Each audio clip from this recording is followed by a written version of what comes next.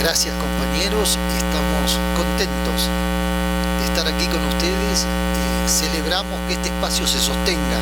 Decía la compañera que nos presentaba hace un momento que hace 10 años que se lleva a cabo este tipo de encuentros y que dure otros 10 años más por lo menos.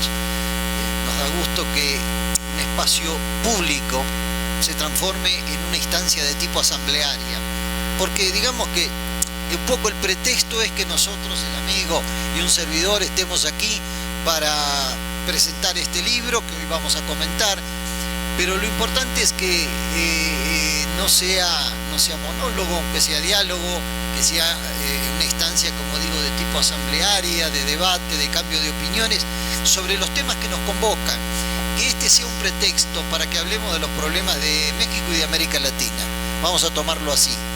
Es como si hubiésemos inventado nosotros o tomado una excusa, dicho de otra manera, para estar aquí hoy con ustedes y conversar de este libro que queremos presentar y que tiene connotaciones de carácter social y políticas muy importantes, y al mismo tiempo abrir espacio de reflexión, de cambio de opiniones entre nosotros sobre otros temas que aquejan a nuestros países. Miren, este texto que tengo en la mano, Fútbol y Neoliberalismo, es ya uno de los títulos que integran una colección que se llama Fútbol y Sociedad.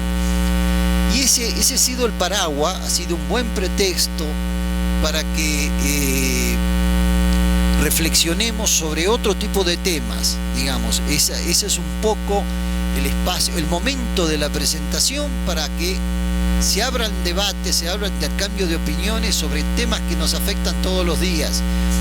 Les aclaramos que la palabra fútbol, no se llamen engaños, no se discute en nuestros libros cómo se juega fútbol ni cómo se ejecuta un penalti o un tiro libre o cómo debe pararse tal o cual equipo en la cancha, pero sí todos los fenómenos sociales, económicos, mediáticos y políticos que rodean un fenómeno complejo.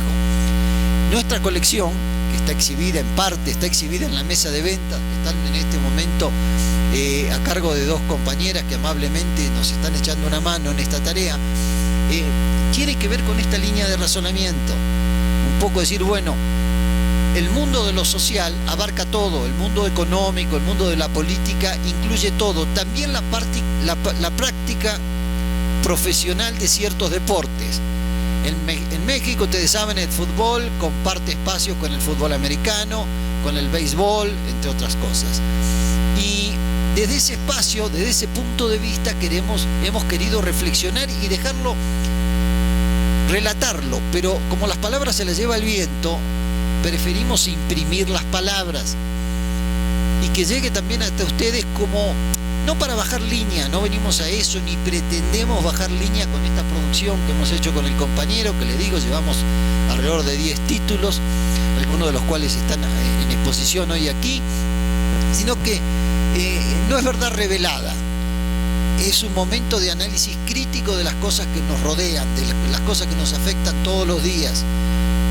En ese sentido, queríamos comentar hoy con ustedes cómo las políticas de reestructuración capitalista, las llamadas políticas neoliberales, son también instrumentos de golpeteo, fractura, debilitamiento, etcétera, sobre una práctica deportiva cara a nosotros, porque tenemos buen corazoncito pambolero, al menos los dos que estamos acá en la mesa, y sospecho que ustedes también.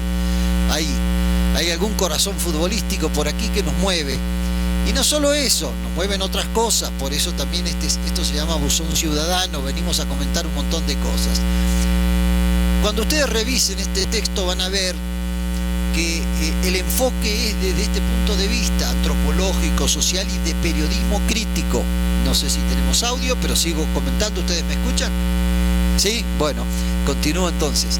Le digo, enfoque social, antropológico y periodismo crítico como una forma de denunciar cómo las políticas macroeconómicas que nos quitan el trabajo, nos quitan el salario, las prestaciones, cómo apenas si podemos pensionarnos o jubilarnos, etcétera, también le pegan a este tipo de cosas, algo que nos gusta, entretenimiento.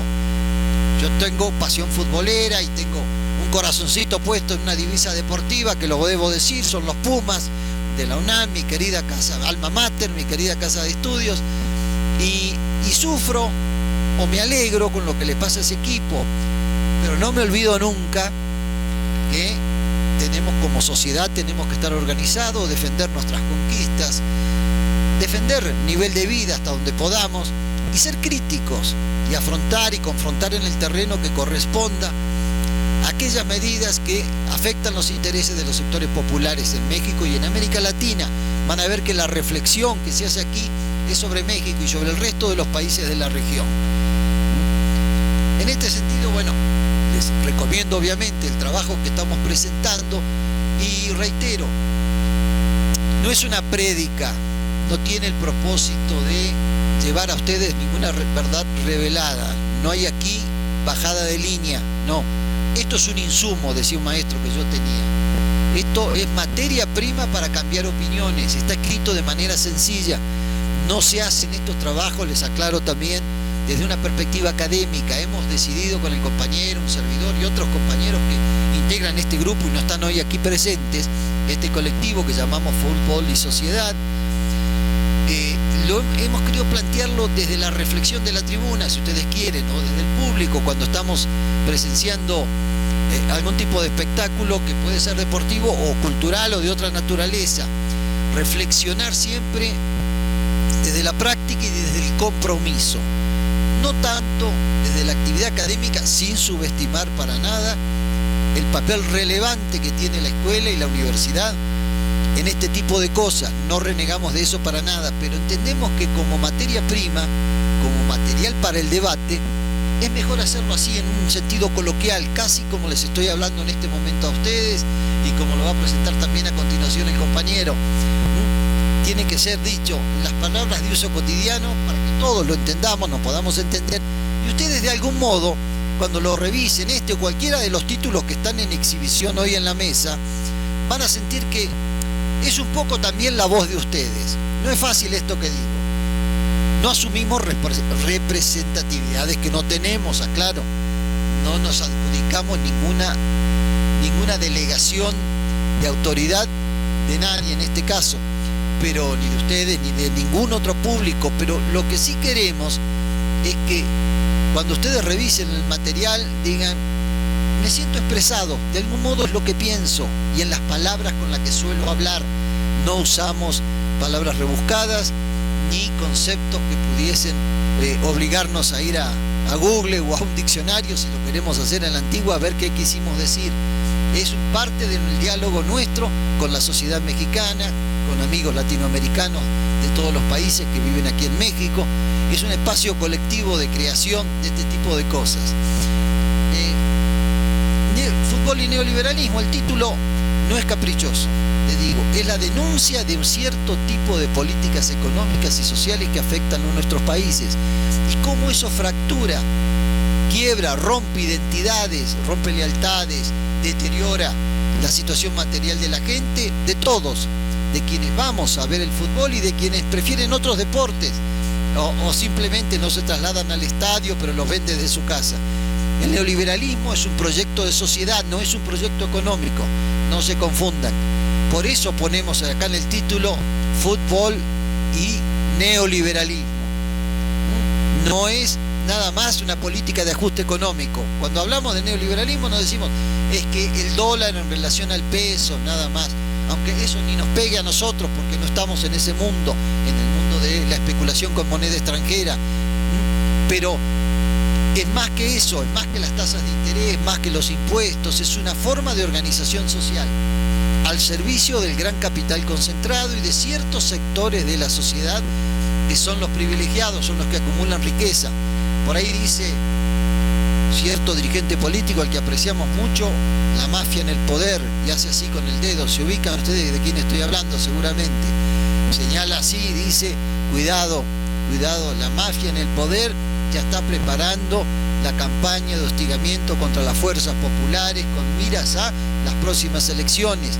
Vean algún spot que hay por ahí de dos partidos políticos que cogobiernan, que ya han iniciado una campaña contra un agrupamiento político relativamente nuevo que se llama Morena, y contra el dirigente que lo ha impulsado en toda la República.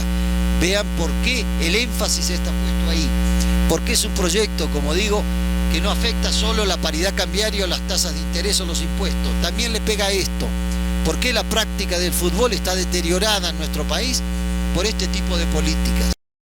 Hay más detalles, hay muchos detalles sobre esto que ahora el compañero Brigolini, que está aquí presente, que me acompaña, que coordinó esta obra y es autor en buena medida del 80% de los materiales que se presentan aquí, les va a explicar a ustedes realmente cómo estas dos variables se cruzan. No hay capricho, no es una cosa sacada de la chistera, no es un argumento que sacamos de la chistera.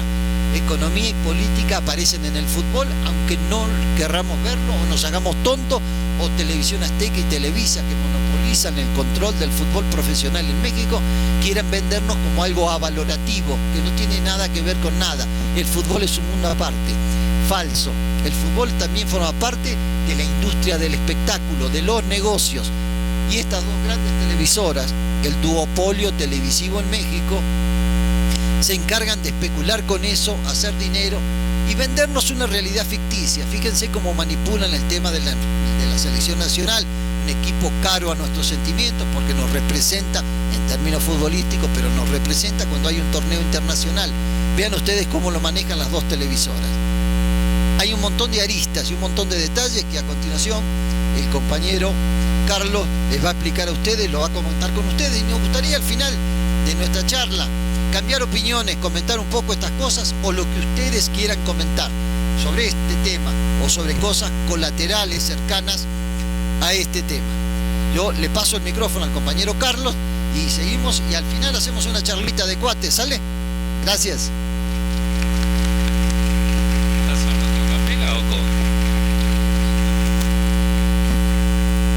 Creo que es lo mismo con o sin micrófono, ¿no? Parece que se escucha, ¿sí? ¿No? ¿Sí?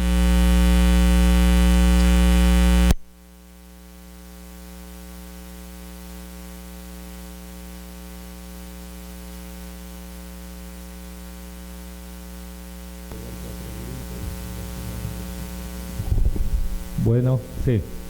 Ok. Bueno, ahora sí. Sí, no es lo mismo. Bueno, decía Noam Chomsky que los medios hegemónicos son peores que la bomba que destruyó Nagasaki y Hiroshima. Desgraciadamente la bomba de Nagasaki y Hiroshima terminó con la vida de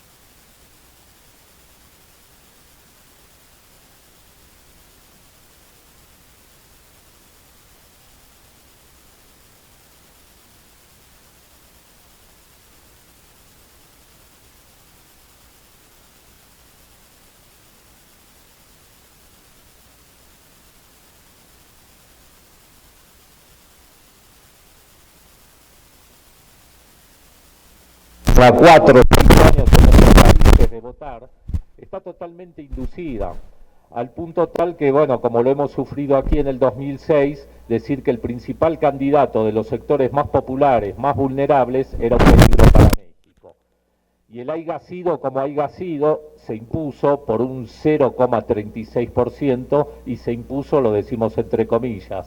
También sucede, desgraciadamente, en nuestros países de nuestra América.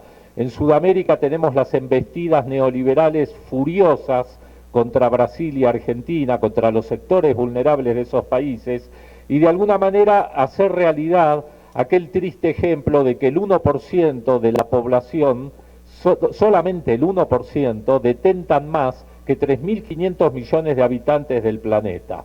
Esa grosería, que detentan más, que tienen más riquezas, son los que de alguna manera se dieron cuenta que pueden inducir la voluntad popular a través de los medios hegemónicos. Esos medios hegemónicos que, como bien decía el compañero Candia, nos invaden a diario y determinan nuestras voluntades, no podía dejar de lado el fútbol, por supuesto. El fútbol, que es, digamos, lo más importante de lo menos importante, o como bien lo define Juan Villoro, es el gran pretexto para estar juntos, socializar y abrazarnos entre nosotros mismos. Es una pasión digamos, una pasión popular, pasión de multitudes también iba a decir, pero que le pertenece al pueblo. No hay nada más barato, no hay nada más económico a nivel deporte, a nivel socializar que el fútbol mismo. Que nuestros hijos agarren una plaza y jueguen al fútbol, tenemos que decir bienvenido, porque de alguna manera están aprendiendo lo que es la socialización, están aprendiendo lo que es la solidaridad entre los mismos compañeros de equipo. Es el pretexto para alejarnos de los vicios que el mismo capitalismo nos mete, como la droga y otra serie, digamos, de diría yo, narcoinformativos que nos desvían totalmente de la realidad. El fútbol no podía dejar de ser un negocio. No solamente se lo apoderan las clases altas, las clases poderosas y los medios hegemónicos de cada uno de nuestros países, sino que también detentan sus operadores mediáticos. No los llamo periodistas, yo incurrí mucho en el periodismo deportivo, debo decir la verdad, tuve bastantes sinsabores, me peleé con medio mundo, dejé de participar de alguna manera de la colaboración de algunos medios, porque nada más falso que aquello que no hay consigna. No, compañeros, sí hay consigna. Y la consigna es no mezclar el fútbol con la política. Le pasó a un periodista reconocido como Carlos Albert, de quien tuve el honor de presentar uno de los libros, acá con el compañero Candia también, que por decir que era una falta de respeto que en ESPN se hable de fútbol el mismo día del debate televisivo de las últimas elecciones, fue cesado de ESPN. Entonces, no solamente contribuyen a la despolitización, sino que contribuyen de alguna manera a que nosotros estemos enajenados todos los días y todo el día. Como decía César Luis Menotti, es muy lindo escuchar a Luciano Pavarotti en la Scala de Milán, pero si Luciano Pavarotti en la Scala de Milán canta todos los días y a todas horas, seguramente que no nos va a gustar para nada este tenor. Pasa lo mismo con el fútbol, lo tenemos todos los días, todas las semanas, nos inventan torneos, Copa Libertadores, Champions League, la Liga MX, la Liga Vancomer o lo que fuere, a efectos de desviarnos de la realidad. No por eso voy a dejar de ser un fanático del fútbol, que me encanta, me gustó mucho jugarlo, disfruté de grandes compañeros y me gusta mucho verlo, ver a los grandes jugadores, me siguen, digamos, de alguna manera solidarizando con ellos. Pero separemos el fútbol de lo que es. El fútbol es un deporte, es un juego y, como dice Jorge Valdano, el fútbol cada día se politiza más y la política cada día se futboliza más.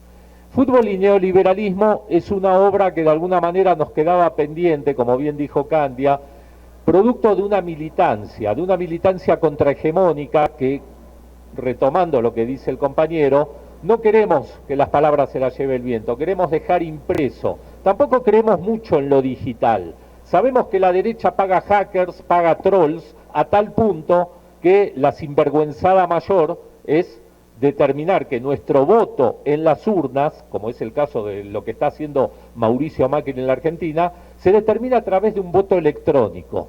¿Por qué? Porque el voto electrónico, ¿quién puede pagar grandes cantidades a los trolls y a los hackers? Nosotros no lo podemos pagar. Lo puede pagar la derecha, lo puede pagar ese 1% que detenta el poder y que a través de mentiras y engaños llegó en este momento, desgraciadamente, al gobierno y al poder en mi país. La mentira, la gran estafa, decirle a la gente que iba a haber pobreza cero, que éramos todos iguales, que los argentinos íbamos a estar unidos, lo cual es una abstracción total. No podemos estar unidos con aquellos que determinan qué tenemos que hacer, qué tenemos que consumir, qué tenemos que hacer, qué tenemos que ver por televisión, porque no hay periodismo a favor nuestro en las redes masivas, y esto no es casual. En Argentina hay un solo canal de 273 repetidoras que tiene el oligopolio Clarín, que habla a favor o dice lo que nosotros queremos escuchar. Lo podemos escuchar con disenso, con debate. La derecha no debate, la derecha no admite disenso, la derecha impone. En este momento, en lugar de imponerlo a través de bayonetas y de golpes de Estado, lo hace a través de su gran aliado, que son los medios hegemónicos. Sin los medios hegemónicos, el presidente actual de la Argentina, que me cuesta llamarlo presidente, porque a mí no me representa en absoluto, como no representa a millones de argentinos, no hubiera durado ni siquiera los 10 meses que lleva en el gobierno, porque son los medios hegemónicos los que mienten y los que omiten las grandes movilizaciones populares, los que omiten lo que hace la oposición, y obviamente no solo omiten, sino que tergiversan, inventan, mienten. Y en el caso de la expresidenta Cristina Fernández de Kirchner, como fue el caso de Dilma Rousseff en Brasil, con una misoginia absoluta. Es muy triste para los mediocres que una mujer con talento, una mujer con una capacidad impresionante de conducción y de estadista, como lo fue la compañera Cristina, determine lo que va a hacer. La misoginia no acepta eso. Y estos sociópatas que hoy se apoderan del poder, que hoy se apoderan del gobierno, mejor dicho, el poder casi siempre lo han tenido, son los que hoy determinan que si Dilma o Cristina o Lula, aquellos que de alguna manera liberaron a nuestros países, van a seguir libres o van a ir presos. Esa es la realidad que tenemos, y esa realidad no está ausente, pero para nada, el fútbol. Si uno ve que el fútbol ocupa la impresionante cantidad de la mayoría de los espacios que tenemos en la televisión, se va a dar cuenta que importante es, a tal grado que las cadenas hegemónicas de Estados Unidos, como Fox Sports, como ESPN, tienen canales exclusivamente deportivos. También lo tiene la radio, y el fútbol es el elemento, de alguna manera, que más fácil puede llegar a las masas, pero hay que tener cuidado, tenemos que determinar qué es lo que nos transmiten. Desgraciadamente, el fútbol se salió de su origen el día que la pelota se fue del barrio, del potrero, de las plazas a los escritorios. Esos escritorios están en manos de los mismos que mandan a nivel gubernamental, de los mismos que son CEOs de empresa. El caso de México es realmente aberrante que la oligarquía que maneja la Federación Mexicana de Fútbol ponga la cláusula 18. ¿Qué quiere decir 18? 10 extranjeros y 8 nacionales son los que componen un plantel de fútbol. ¿Qué oportunidad le estamos dando a la materia prima mexicana? ¿Qué oportunidad le estamos dando al joven de 18 o 19 años? Acá se juega muy bien al fútbol, pero ¿cuál es el anhelo del aficionado medio, del pueblo? Ver a su selección nacional levantar una Copa de América, una Copa del Mundo. Por supuesto que hay materia prima, pero si no se trabaja y se invade con 10 extranjeros, está pasando en el fútbol lo mismo que pasa en el país. Mientras los sectores, las compañías transnacionales, los grandes corporativos invaden nuestra economía, una federación al servicio de los grandes negocios, que representa traer un extranjero y venderlo, un poco un chiste del argentino, ¿no? Venderlo no por lo que vale, sino por lo que él dice que vale.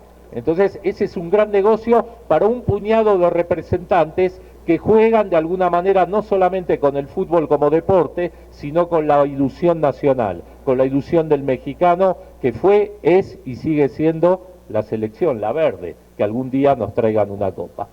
Bueno, de eso hablamos en Fútbol y Neoliberalismo, y de alguna manera el objetivo es promover esta colección de Fútbol y Sociedad, esta editorial, sin ningún tipo de financiamiento externo. Esto es un proceso de autogestión, de microemprendimiento que llevamos con los compañeros, con un colectivo que discute, analiza, y bienvenido este tipo de espacios abiertos, reflexivos, donde agradezco la invitación a Buzón Ciudadano. Vamos a dar lugar al debate. Gracias.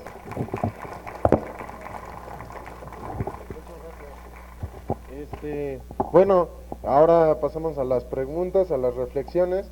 3 minutos y no sé qué preguntas tienen, si preguntas tienen acerca del fútbol y todo esto. Y la política. Anímense. Y bueno, claro, acerca del tema también, hablar acerca del tema. Si gustan pasar aquí del lado derecho y aquí hacer las preguntas. Hola, buenas tardes. Acabo de llegar, pero oí lo del fútbol, ¿eh? Llegué tardísimo. El gobierno no se da cuenta de que su gente se vuelve más tonta viendo tanto fútbol. O sea, las multitudes no aprenden ni van a cursos de otra cosa más que, como usted dijo, el fútbol es su ídolo, ¿no? Entonces, el gobierno no le importa que se eduque su pueblo. Esa es mi pregunta. ¿No me gusta contestar todas las preguntas o...? Ok, perfecto.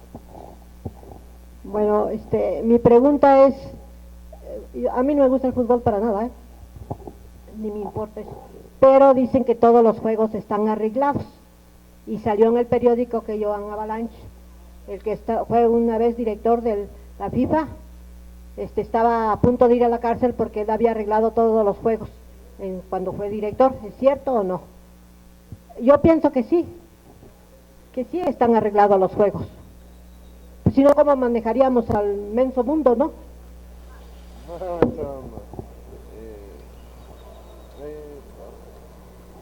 Hola, buenos días y muchas gracias. A mí me gustaría que involucraran más el concepto de, no solamente del fútbol, sino por ejemplo del americano, y ya sea a nivel nacional o internacional.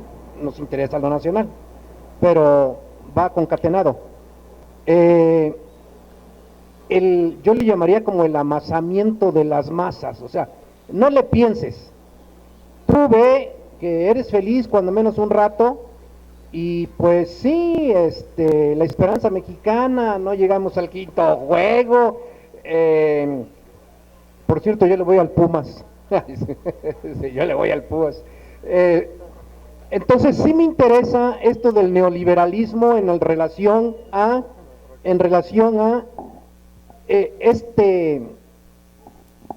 pues atontamiento que no te deja pensar, no te deja, porque ese es el propósito.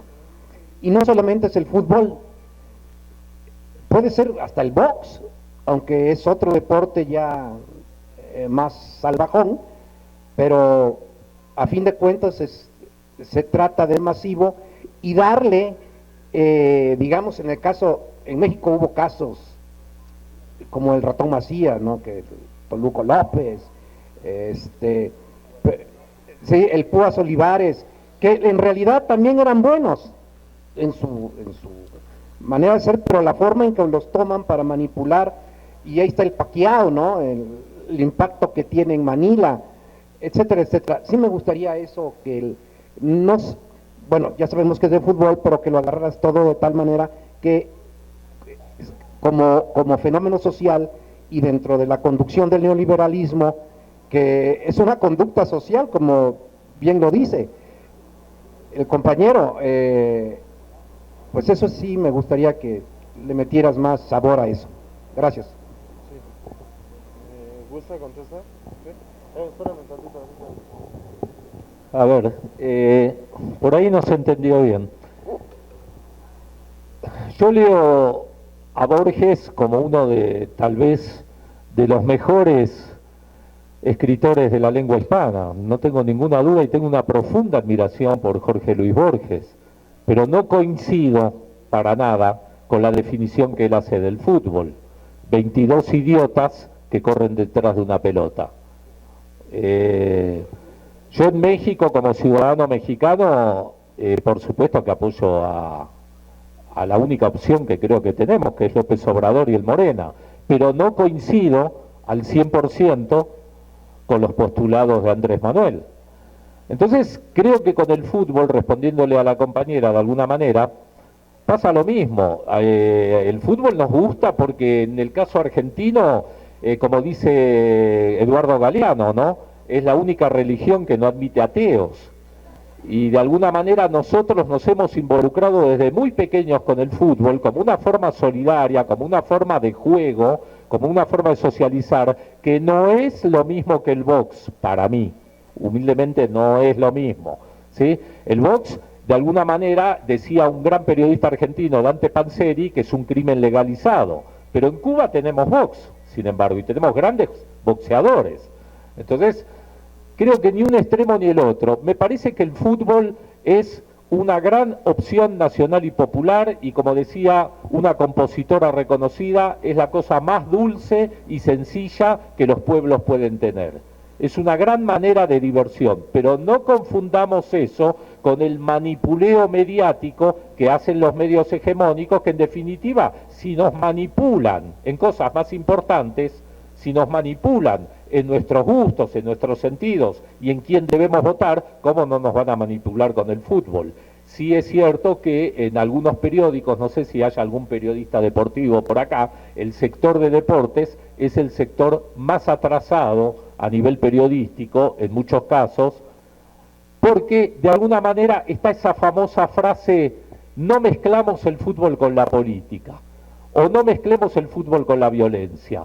No, como si los culpables de la violencia somos todos. No, es mentira. Yo no soy culpable de la violencia, ustedes tampoco son culpables de la violencia. Y sí hay que mezclar el fútbol con la política. Esto es lo que hace este libro.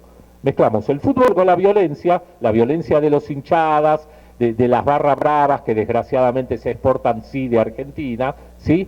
Mezclamos el fútbol, por supuesto, con la situación sociopolítica, y mezclamos que el fútbol se haya apoderado de una élite. No es posible que si queremos ir a ver al club de nuestra preferencia, el América, Cruz Azul, Puma o como se llame, tengamos que pagar un boleto 350 pesos.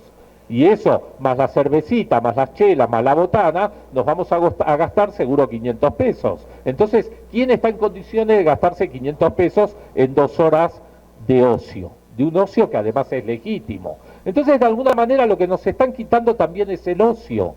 La industria del entretenimiento, en este momento, es una de las principales industrias que determina lo que vamos a hacer. No me voy a meter con el fútbol americano porque no lo conozco. Para mí el fútbol es el soccer, con todo respeto a los que les gusta el fútbol americano. Estoy hablando de ese tipo de fútbol. Pero estamos mezclando de alguna manera los tantos. No por eso vamos a determinar que el fútbol nos enajena y maldigo al fútbol, no. Lo que hay que maldecir es a los medios que nos intentan manipular y meter otra cosa.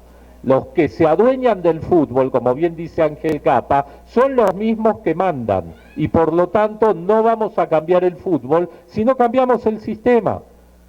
Tampoco podemos echarle la culpa a los chicos que se vean 5 o 6 partidos de fútbol por día. Tal vez sea un exceso, sí, porque es más interesante leer y aprender de otras disciplinas. Pero es lo que nos meten en nuestras casas, es la invasión legitimada, la de los medios. Es ahí a donde más, digamos, tenemos que hacer hincapié. Me olvidé lo que decía la compañera, ¿no? ¿A qué se refiere Justina? El arreglo... Sí, no... Lo último que haría es meter la mano en el fuego por un corrupto.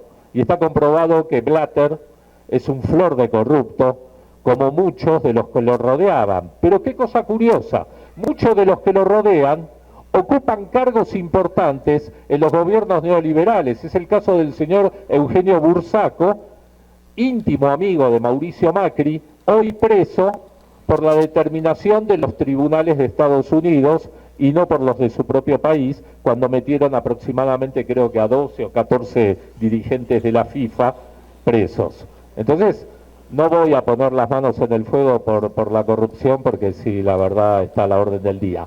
De todos modos, se presta a muchos vaivenes el tema del fútbol, como el tema tecnológico, de determinar si una pelota entra o no, si fue penal o no. ¿Por qué no imponen la tecnología? Porque prefieren que sea aleatorio, que lo determine un juez, que el juez se puede equivocar, se equivocan a cada rato. Ahora, meter la mano en el fuego por los árbitros, no lo haría.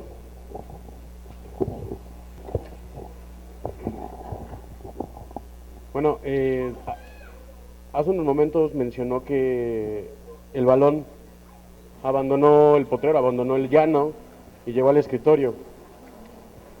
Yo voy un poquito más también, como lo mencionas, de qué es la hegemonía de las televisoras al invadir nuestra intimidad en la casa.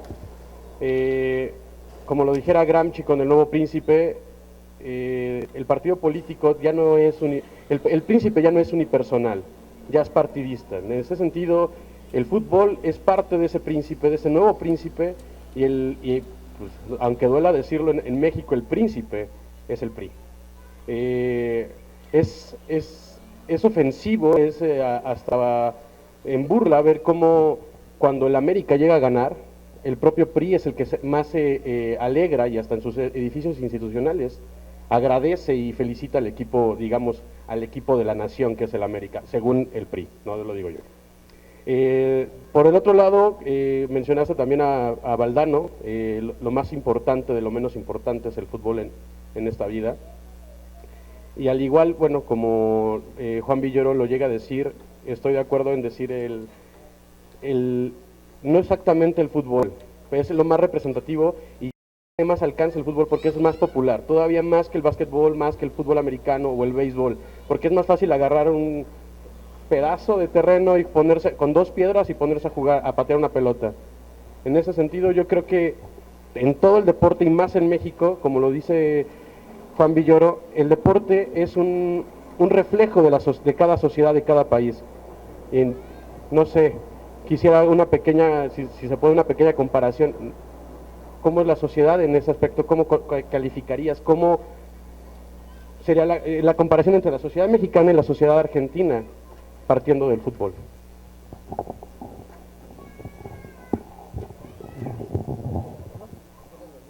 Gracias. Bien, miren, 2 o 3 cosas interesantísimas que se han dicho aquí. Agradecemos las preguntas y los comentarios, muy valiosos todos. El tema del fútbol como una cuestión enajenante. Yo en esto, mira, quieren responder con un fraseo popular en México que no me gusta porque tiene una connotación racista, ¿no? Pero eso que dice, no tiene la culpa el indio, sino el que lo hizo compadre. Con respeto, digo, lo uso nada más como un comodín, como una muletilla. Pero no tiene la culpa el fútbol, o no tiene la culpa las actividades lúdicas. ¿No? El deporte es tan antiguo como la humanidad. Desde el momento que alguien pateó una piedra así, en las cavernas, y lo festejó, levantó los brazos, y el otro regresó el objeto ese, tratando de lograr lo mismo, y también festejó, la humanidad empezó a hacer historia. Las actividades lúdicas, visto de un punto de vista antropológico, son tan antiguas como la misma humanidad. El entretenimiento, y eso es sano, vivimos de eso también, forma parte de nuestras vidas. Canicas, no me interesa lo que les gusta. Yo a veces voy a la cantina a echar la copa y juego dominó, me gusta, paso un buen momento con mis amigos, lo disfruto mucho. Ahora, ¿qué ocurre si viene alguien y me dice, no, miren, además de la cerveza que usted está tomando, el dominó aquí está patrocinado, sponsoreado, como dicen los marketineros, los que se dedican a los estudios de mercado, está sponsoreado por tal empresa refresquera, o Bacardí, o lo que ustedes quieran, o alguna fábrica de tequila famosa, y hay un pago adicional de 200 pesos más 16% de IVA, supónganse. La cosa cambia. Y si hay fútbol llanero aquí, y los chicos están jugando y se divierten, pero aparece el sponsor de vaya a saber quién, y les dice, no, aunque sea un espacio público hay que pagarlo, y además pongo un premio, un adicional de 10.000 pesos, y además contrato a alguno de los muchachos que sobresale y lo transfiero al otro equipo por 100.000 pesos, las cosas empiezan a complicar. Es lo que decía el compañero, cuando el balón puede ser el ovalado, ¿no? La aceituna esa famosa del fútbol americano, un deporte que me resulta menos familiar, por eso no aludimos a él en el texto, respondiendo a la inquietud del compañero. O el béis, tan difundido en México, y enhorabuena, digo, porque también lo juegan los chicos de los barrios. Digo, cuando eso se empieza, el balón ese redondo o ovalado, tipo aceituna, pasa del campo de juego al escritorio, las cosas cambiaron radicalmente. Que se utiliza el deporte profesional como anestesia social, sin duda. sin duda, no lo podemos negar y la pregunta de la compañera está bien hecha, pero ojo, no le concedamos todo al enemigo. El enemigo está en todo, en las telenovelas estúpidas de las seis, discúlpenme los que ven telenovelas, ¿qué valores transmiten las telenovelas de Televisa? Por favor, que muchacha pobre se casa con niño rico y es millonaria y aparece la competencia de la otra novia celosa y le hace la vida imposible. ¿Es o no es ideología eso que están transmitiendo? Se los pregunto. ¿Qué valores nos llegan a través de ese tipo de propaganda, de programas, perdonen? ¿Qué se transmite a través de eso? Los editoriales de las noticias. No cuando leen el relator, quien fuere, transmite un hecho violento. No. ¿Cómo editorializan? ¿Cómo enmarcan el tema de la violencia? Estamos en un país donde se le declaró la guerra a cierto ilícito, que es el narco. Y podemos decir en principio es correcto, porque es un ilícito. Pero sin consenso popular, sin acuerdo, nos embarcaron en un conflicto que ha dejado miles de muertos y desaparecidos. ¿Hay o no manipulación político-ideológica en eso, por ejemplo? ¿Qué opinamos nosotros de ese tipo de temas? Nadie nos consultó. Y así pasa con muchas cosas. Entonces, no reneguemos unilateralmente de los deportes profesionales, cualquiera que nos guste, el caso del fútbol, soccer es particular en este sentido, porque sabemos que hay cierta manipulación comercial y política detrás de eso, lo hay. Lo que hay que hacer es vacunarnos y de algún modo, disculpen la inmodestia de los aquí presentes, no es un rasgo de vanidad personal, sino reconocer un modestísimo aporte que hacemos con este tipo de cosas.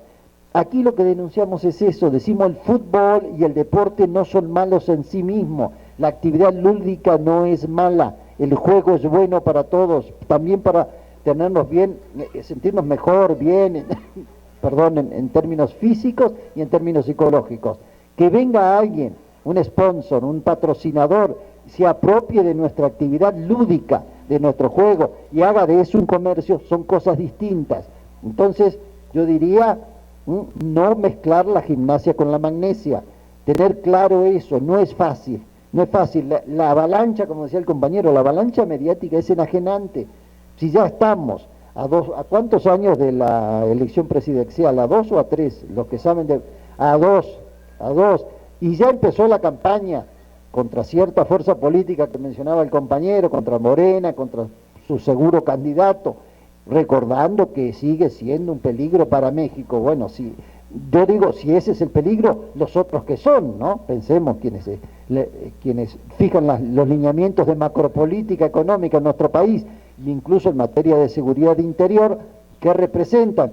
Sin embargo, hay en este tipo de cosas un hostigamiento permanente de los medios, lo hay todo el tiempo, no lo vamos a poder evitar.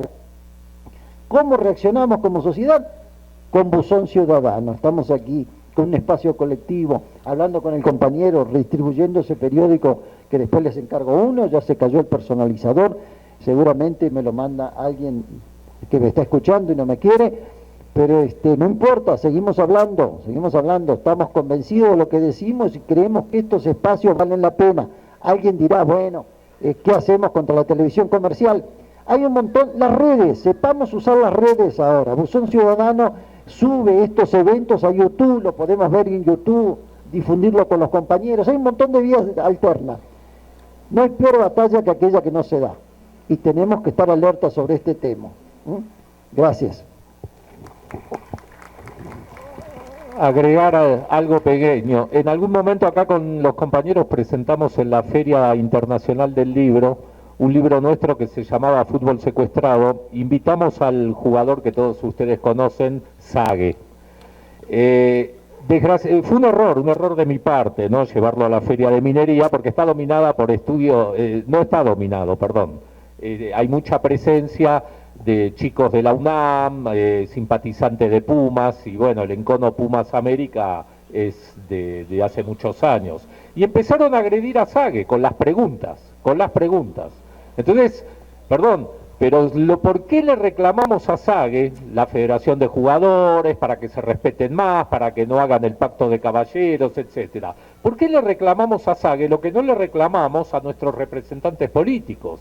Entonces, tenemos que darle al fútbol el lugar que realmente ocupa. Lo que decía la compañera Justina de la corrupción viene desde hace más de 90 años. Recordemos los Juegos Olímpicos de la década del 30 en la Alemania de Hitler, que fue el momento de más alta popularidad del régimen nazi. Recordemos los 2 campeonatos del mundo que gana Italia en la dictadura fascista de Mussolini, ¿sí? Que lo gana en condiciones harto sospechosas.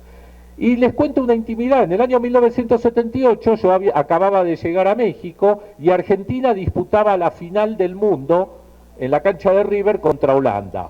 Yo como argentino realmente hinché por Holanda, yo quería que ganara Holanda.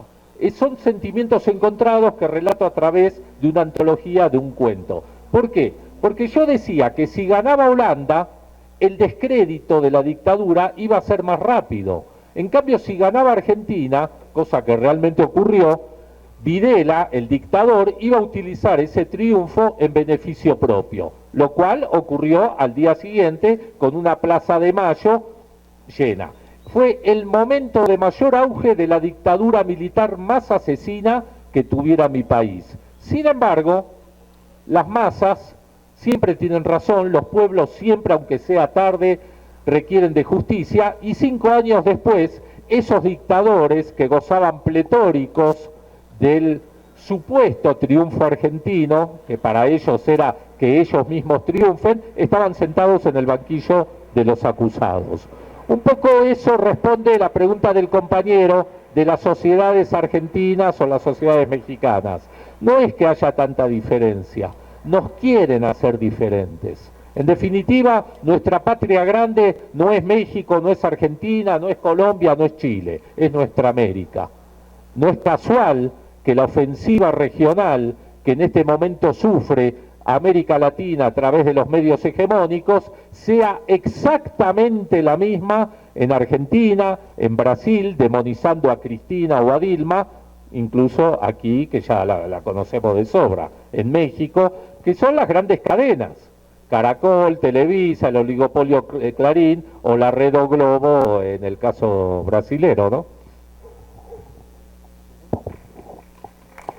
Si gusta pasar a preguntar. Aquí viendo hacia la cámara, así. Bueno, pues sobre todo gracias y felicitaciones a los ponentes, porque pues es un tema que pues es apasionante. De hecho, pues el fútbol es uno de los primeros encuentros que tenemos como chavitos y que realmente aprendemos valores, solidaridad, diversión y así muy natural, desde muy pequeños, ¿no?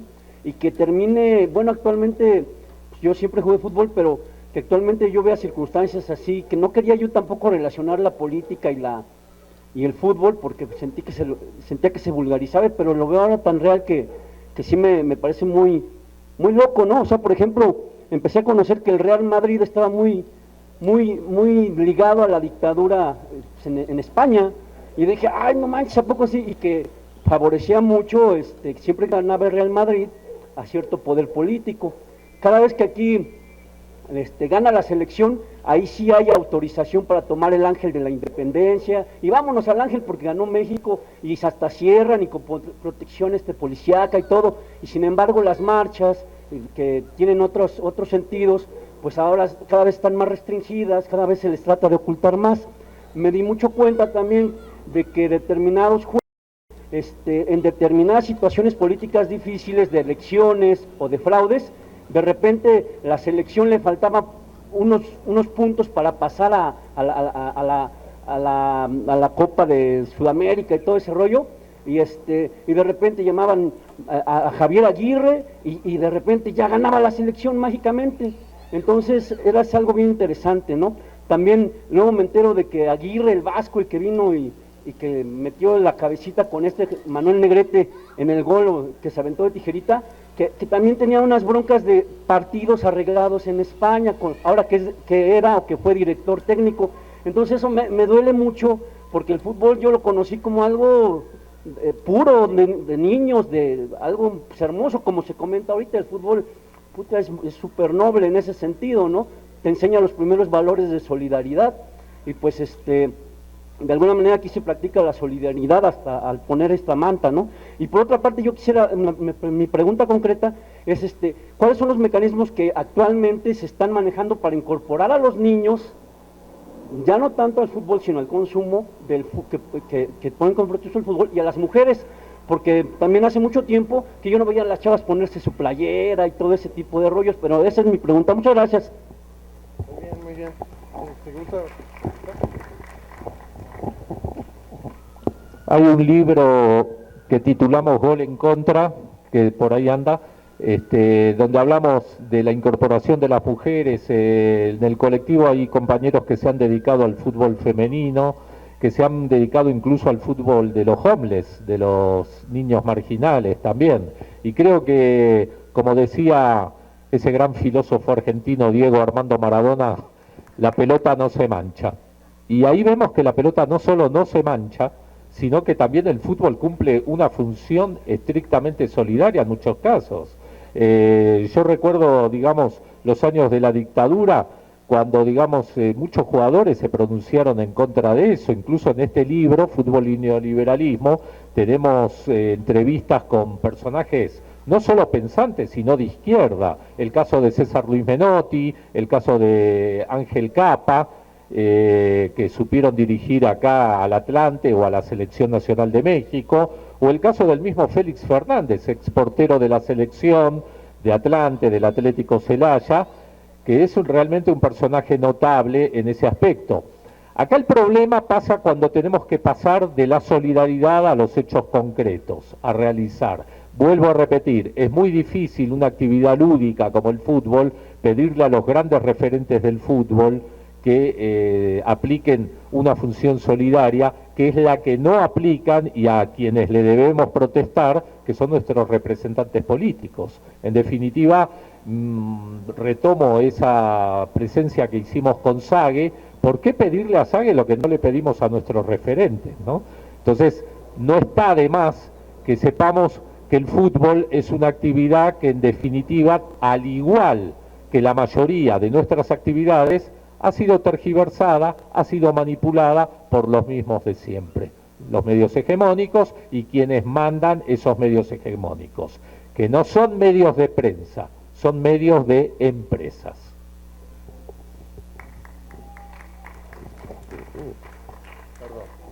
Bueno, yo también quisiera participar, haciendo una reflexión. Pues el otro día estaba viendo por qué la gente ama a Cruz Azul a pesar de los 17 y ya más años que no ha ganado un título.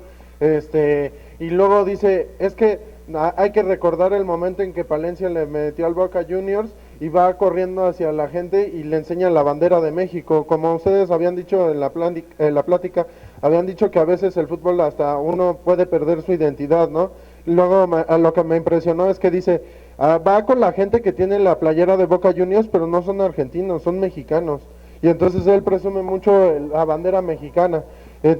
Bueno, yo no considero que sea malo que un mexicano se ponga la playera de otro equipo de internacional, pero pues también a veces el mexicano se vuelve el enemigo del propio mexicano. Y como lo dijo hace rato un compañero, muchas veces el fútbol refleja mucho lo que es la sociedad mexicana. Por ejemplo, nunca hemos ganado un título mundial, bueno, la Copa del Mundo, pero sí hemos ganado como muchos títulos como deportes individuales, como en el box, como en otros temas, ¿no? Entonces eso refleja mucho lo que es el mexicano, que no sabemos trabajar en equipo. Y entonces, si supiéramos trabajar en equipo, no solamente en el deporte seríamos a nivel internacional los más altos, sino también a nivel político podríamos lograr grandes cosas. Y bueno, también lo que yo leí un texto en donde hablaba sobre cómo Berlusconi engrandece al Milán después de una crisis. Él compra al Milán y entonces a la gente italiana le hace creer que él como logró engrandecer al Milán, de pasarlo a la segunda división a la primera, ellos creyeron que siendo político iba a lograr a engrandecer a Italia, y no, o sea, es que de un equipo que es el Milán, que eran beneficios personales, pues lo engrandeció porque le convenía, pero en Italia cuando terminó su presidencia, pues lo dejó mal a Italia, ¿no? Entonces, como los intereses en conjunto no logró ver los beneficios populares, ¿no? Y pues bueno, el fútbol yo creo que es un gran deporte, nos emociona a todos y creo que, como dijo usted, que cuando nosotros metemos un gol todos gritamos, es la emoción, ¿no?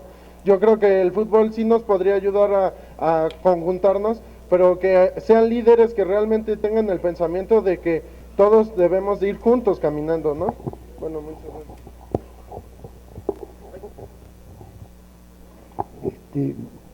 Bien, buenas observaciones la que hace el compañero, y con esa playera valen doble además, ¿eh? Digo, parcialidades aparte, no digo nada, pero en este tipo de cosas, como en muchas cosas de la vida, se mezclan sentimientos y hay pasión. Ninguno de nosotros puede ir a ver un partido de fútbol sin sufrir un poco o sin alegrarse un poco. Cuando yo llegué a México iba a ver fútbol y quise conocer enseguida los estadios. Un amigo mexicano, mi primer familia mexicana, me llevó rápidamente a ver el Azteca, el estadio de la Ciudad Universitaria, lo que ahora es Estadio Cruz Azul. En esa época lo administraba creo que el Seguro Social o el gobierno de la Ciudad de México, ya no recuerdo. Pero fíjense que me sentaba en la platea, en la tribuna, en la popular, nunca voy a platea, y me daba lo mismo que ganara uno u otro. Y dije, no, aquí hay que ponerle corazón, a él esto le falta salsa, no puede ser que en el país de las 2000 salsas distintas según lo que el guisado de que se trate y de lo que querramos comer, yo estoy viendo un juego de fútbol como si fuera un marciano. Como me hice alumno de la UNAM, resolví todos mis problemas, fíjense. Dije, bueno, si la UNAM tiene un equipo en la primera división y que se llama Pumas, mi corazón, como la primera novia, lo deposité ahí y me voy a morir con eso. Acá está, esa playera que ustedes ven. No, con esto, aclaro, no discrimino a nadie que le simpatice con otro equipo y soy respetuoso de eso, de los sentimientos pamboleros que tenemos cada uno. Pero el compañero metía el dedo en la llaga, dice, a veces, es cierto, tenemos una tendencia a imitar a quien hace mejor lo que nos gusta. En un momento, creo que Juan Villoro, uno de la gente que reflexiona sobre el fútbol en México, decía, cuando Brasil juega en Guadalajara, es local, la gente, la selección de Brasil tiene más simpatizantes en ese estado que la propia selección mexicana. A mí me parece mal, honestamente. Yo creo que tenemos que ir por el tricolor, aunque nos amargue la vida, no importa, y nos den ganas de matarlos a veces, cómo juegan y cómo se hacen las cosas sobre todo. Pero hay un fenómeno imitativo, en general el desempeño de las funciones, cuando se logra cierta excelencia, nos seduce. Si no tenemos nosotros un buen equipo, le vamos al mejor del mundo, por eso todos se hacen hinchas de Brasil, lo resolvemos así. Si no tenemos un buen piloto de Fórmula 1, ahora está el Checo Pérez, enhorabuena, le vamos a Schumacher.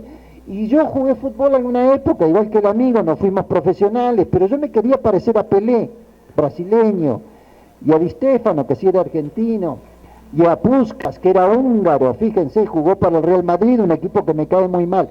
Se mezclan sentimientos, no es malo, eso en per se, yo digo, no es grave. Me parece que si viene una representación extranjera, pongámosle las comillas que querramos, de otro país, como pasó con el caso de Cruz Azul y Boca Juniors, y nuestro propio público se le volteaba a un equipo local, creo que hay cierto grado de enajenación y la publicidad logra sus efectos en eso, ¿no? Difundir excesivamente el reconocimiento y el prestigio de otras representaciones que no son las nuestras, y por eso nuestros chicos, nuestros jóvenes usan playeras o van a simpatizar, a echarle porras a un equipo adversario que viene de otro lugar. Fíjense que ahora se ha puesto de moda que si ustedes van a ver fútbol llanero, una actividad lúdica que todavía en buena medida, esperemos que dure, sigue siendo amateur, no profesional, la playera que más se difunde es la del Barcelona. Yo prefiero que luzcan esa, por ejemplo, pero entiendo que el Barça es mejor equipo que los Pumas, y no le puedo decir al chico que se pone la playera y tiene el número 10 y el nombre de Messi atrás, que no lo haga. imita o toma como referente en el imaginario de nuestros jóvenes, están quienes los hacen mejor. No es grave, eso se soluciona de una manera fácil y difícil al mismo tiempo. La excelencia en la práctica de nuestros deportes y la depuración, hasta donde es posible, de una actividad lúdica que es profesional, hay mucho dinero, y no solo en fútbol. ¿Ustedes saben cuánto gana un tenista profesional en un partido de tenis?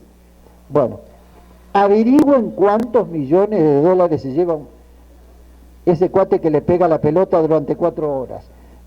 Y no es un torneo, es un partido. El sponsor que tiene el tenis profesional es tan grande como el que tiene el fútbol.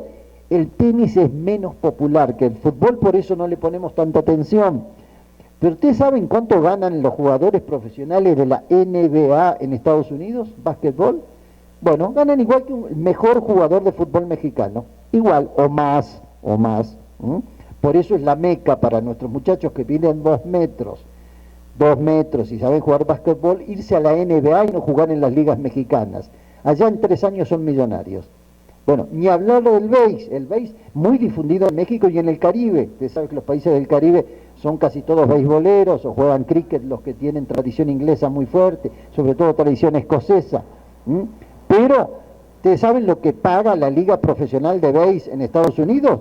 Por ahí métanse un clavadito a internet y vean lo que son las tarifas. Entonces digo, en el caso del fútbol, que es dominante en las realidades latinoamericanas, es muy dominante.